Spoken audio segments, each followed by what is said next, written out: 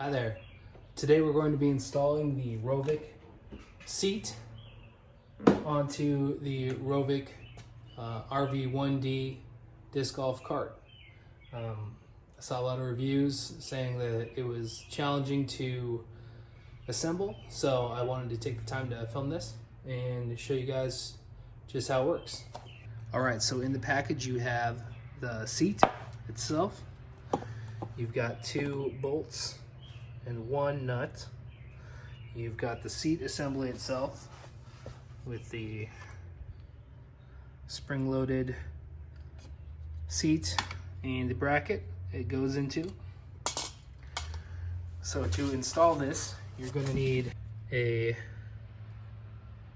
3/4 or I think 19mm socket, and you'll also want, if you can find one in your garage, a 10mm socket. You also need a socket wrench and a Phillips head screwdriver.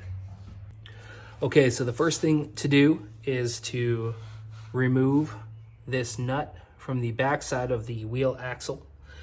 To do that, you're going to use your 3/4 or 19mm wrench, and it's a little tight at first, so I just kind of hold the socket there, and then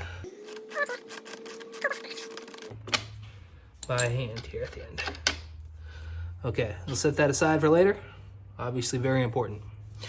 After you do that, the wheel itself just comes right off.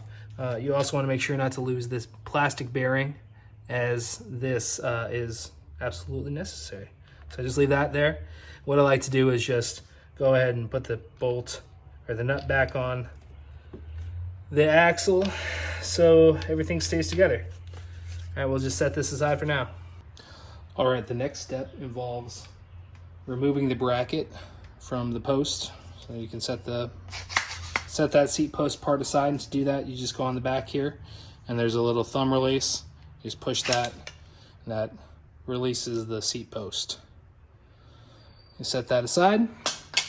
So now you're just looking at the seat post itself. To sum it up, you got 1 through bolt right here, and on the back side, you're going to have a bolt going into a captive nut through here for the back side. There's the captive nut in there.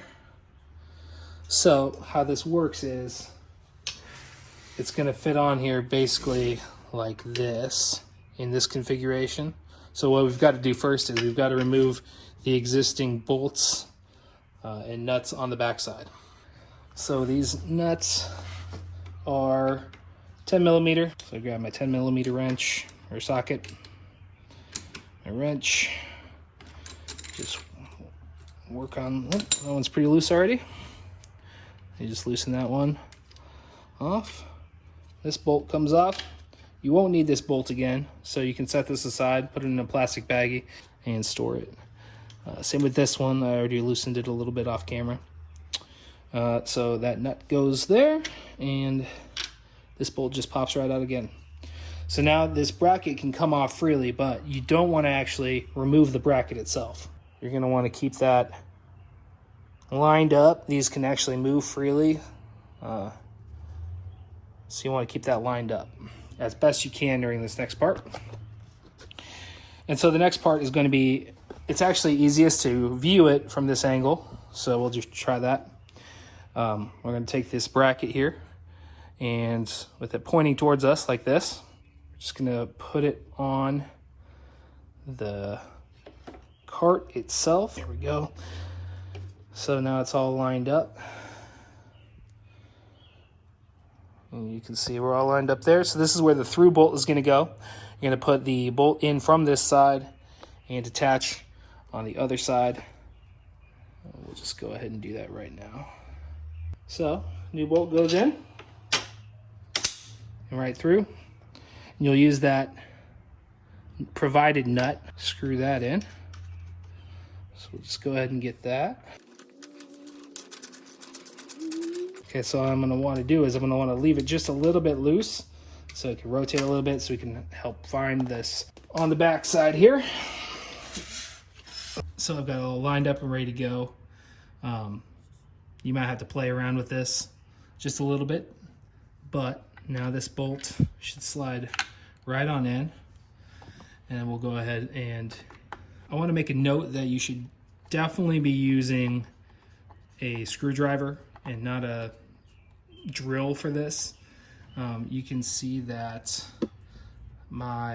even just my screwdriver is kind of chewing these bolts up, which is not very cool.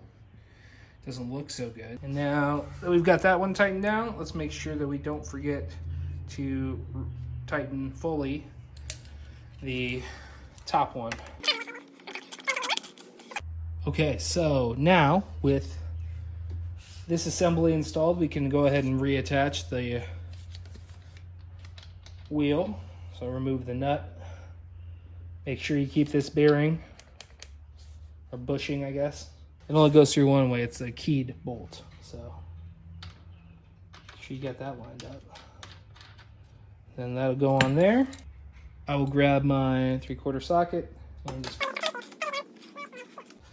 wheel still spins freely.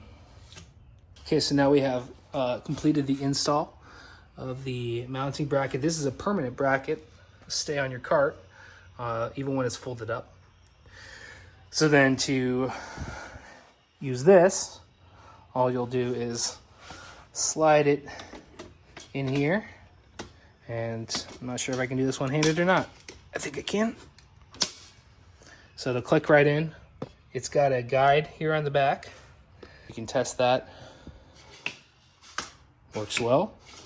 And then the last thing to do is go ahead and install your seat. There do happen to be two sides, so you want to make sure that you're looking at the right side. The correct side will say for RV1C, RV1D. Time to give it the inaugural sit. All right, it feels pretty good. Now, I'm a pretty hefty man here. The recommended weight limit is 220, and I'm probably closer to 260, 270. It feels okay. There's a little bit of wobble, so I would just say if you are a larger guy, you're going to want to be careful how you sit down. I wouldn't plop down on it. Here we have the fully assembled cart with the seat and my bag on there. This is a Grip AX, and it's fully loaded up. There's nothing blocking the seat or getting in the way of it. I don't feel like I'm pushed up against it, which is really nice. So I think this will be a great addition to the cart. If you like this video, go ahead and give it a thumbs up. If you want to see more videos like this, let me know down in the comments. Check out my review on the Rovic RV1D cart. It'll be here somewhere. Look for a video in the future about accessories and DIY or alternative mods to the cart that I think will give it some extra pizzazz. Thanks for watching. Have a great round. Peace.